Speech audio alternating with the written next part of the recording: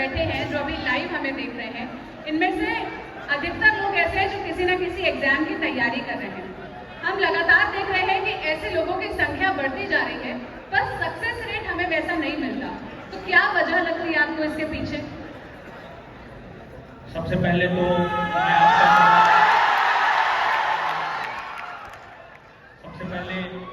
मैं आपके सवाल का जवाब देने से पहले ललन टॉप की पूरी टीम को सहृदय आभार प्रकट करना चाहता हूँ।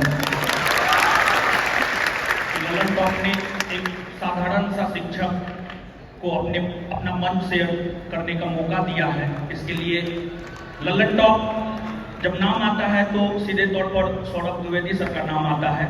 तो ललन टॉप की पूरी टीम और विशेष तौर पर सौरभ द्विवेदी सर को हृदय से आभार। और मैं आपके सवाल का जवाब अभी भी नहीं दूंगा।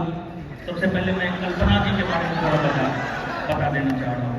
जरूर। आपको जानकर आश्चर्य होगा कि कल्पना जी कोरोना पैंडेमिक के बाद झाजी स्टोर के जरिए अचार और चटनी का बिजनेस या स्टार्टअप शुरू की है। और अभी इनका बिजनेस जो है, इनके बिजनेस का जो टर्नओवर है वो करोड़ों में है। तो ये अपने आप में काबिले तारीफ है।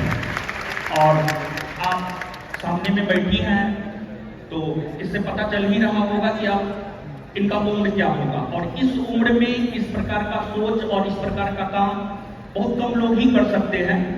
तो काबिले तारीफ है। और दूसरी बात यह है कि इनका अचार आज के डेट में हमको लगता है लोकल टू ग्लोबल हो गया है। मतलब विदेशों तक इनके अचार का जो है डिमांड हो रहा है। अब मैं आता हूं आपके सवाल का जवाब दे रहा हूं। आपका जो सवाल है ये है कि जो लोग, जहां तक हम समझ पाए हैं, आपका सवाल ये है कि तैयारी करने वाले लोग करोड़ों में हैं और जॉब लाखों में है। तो हर किसी को तो सरकारी जॉब नहीं ही मिल सकता है, ये सच है।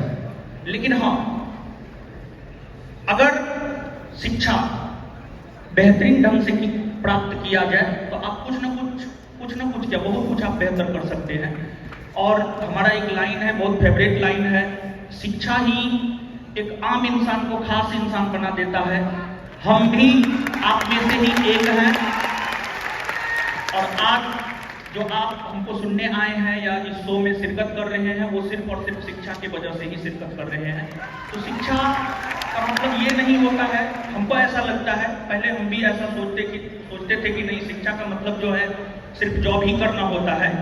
लेकिन अब हमको ऐसा लगता है कि जैसे हमको भी तो जॉब नहीं हुआ, हम भी तो पढ़ रहे थे, हम भी तो पढ़ाई कर रहे थे, लेकिन हमको भी तो जॉब नहीं हुआ, हम भी तो एक प्रकार का नया स्टार्टअप भी शुरू किया, हम भी पढ़ाने का काम कर रहे हैं। तो शिक्षा का सिर्फ ये मतलब नहीं होता है कि जो है आप सिर्फ सरकारी जॉब प्राप्त कर ले। शिक्षा की अगर हम लोग बात करें तो हमारे एजुकेशन सिस्टम में कई सारी कमियां हैं और उन कमियों को गिनाने में बहुत सारी कमियां हैं। लेकिन हमको ऐसा लगता है कि अगर आप शिक्षित होते हैं तो एक अनएजुकेटेड इंसान अगर कोई बिजनेस करता है और एक एजुकेटेड इंसान अगर कोई बिजनेस करता है तो दोनों में बहुत अंतर हो जाता है। अनएजुकेटेड इंसान अगर बिजनेस करता है तो वो सीमित रह जाता है, लेकिन एजुकेटेड इंसान अगर बिजनेस करता है तो हमको लगता है कि वो कल्पना जी के तरह अपने ब्रांड वैल्यू को लोकल टू ग्लोबल तक पहुंचा सकती है। तो